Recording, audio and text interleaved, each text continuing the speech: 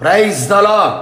సమస్త అవయవ నిర్మాణకుడును సృష్టికర్త అయిన యేసుక్రీస్తు వారి పేరట మీ అందరికీ ఆనందము, ఆశీర్వాదము, ఆత్మాభివృద్ధి, అధికమైన మేలు అనుగ్రహించబడునుగాక. ఈ దినపు యేసయ్య జీవపు మాట. సామెతల పుస్తకం 23వ అధ్యాయం 25వ వాక్య భాగం.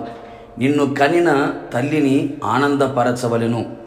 యేసయ్య అమూల్యమైన రక్తముతో కడగబడి మారు మనసు పొంది పాప క్షమాపణ నిమిత్తమై బాప్తిసం పొంది క్రీస్తును ధరించుకొని కనిపెట్టి ప్రార్థించి ఆత్మను పొందుకొని ఆత్మచేత నడిపించబడుచు అపోస్తలుల బోధ, సహవాసం, రొట్టెవిరుచుట, ప్రార్థనలో ఎడతెగక గడుపుచు పరలోకమునకు సిద్ధపడుచున్న పరలోక పౌరులారా, మన ఆత్మీయ యాత్రలో మనము తల్లిని ఆనందపరిచేవారమై ఉండాలి గాని దుఃఖపరిచేవారిగా ఉండరాదు.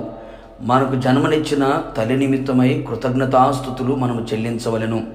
మన యేసయ్య మనకు తల్లివలే ఉన్నాడు. తల్లివలే రొమ్మున ఉంచుకొని పాలించువాడిగా కనబడుచు ఉన్నాడు. సంఘమునకు దైవ సేవకులు తల్లిగా ఉన్నారు.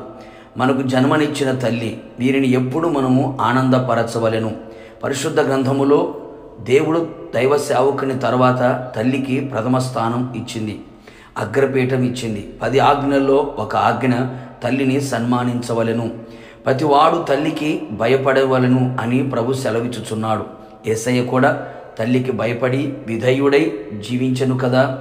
ఒక్కసారి ఆలోచించు. నీ తల్లిని సన్మానించుచున్నావా? ఆనందపరచుచున్నావా? నిత్యము దుఃఖపరచుచు, దూషించుచు, ద్వేషించుచు, వేధించుచు, కొట్టుచు, తృణీకరించుచున్నావా? కొందరు భార్యకు లోబడి తల్లిని దూరపరచుచున్నారు. జాగ్రత్త సుమి, నీవు ఏమి విత్తుదువో అదే కోసుకుంటావు. నువ్వు చేసిన స్థితి గతి నీకు రాకుండా ఉండునట్లు జాగ్రత్త పడుము. దేవుడు కూడా మెచ్చడు అని గ్రహించు.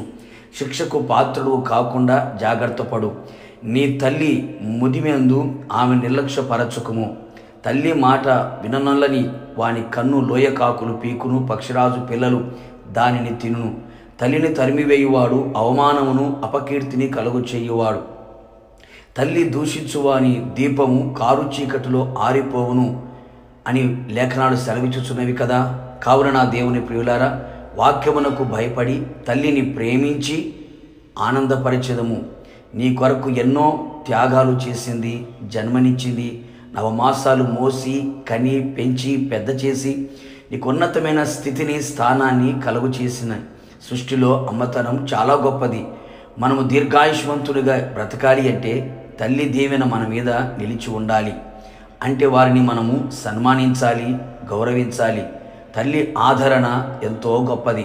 తల్లి మనల్ని ప్రేమించి, ఆదరించి, ధైర్యపరిచి, బలపరిచి, ఓదార్చి అన్ని విషయములలో మన భారమును భరించగలిగినది తల్లి.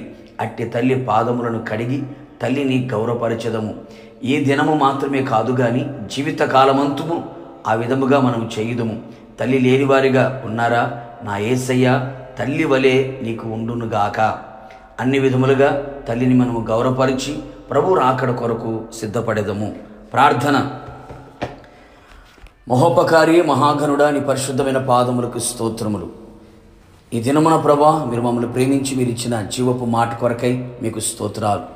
తల్లిని ఆనందపరచవలెను అని మీరు వాక్యం సెలవిచ్చి ఉన్నారు. మీరు మాకు తల్లియే ఉన్నారు. దైవ సేవకులు మాకు తల్లిగా ఉన్నారు. జన్మనిచ్చిన తల్లి ఉంది ప్రభువా. వీరిని ఎప్పుడు మేము ఆనందపరిచేవారిగా మా జీవితాల విధి నడిపించబడినట్లుగా కృప దయచేయండి.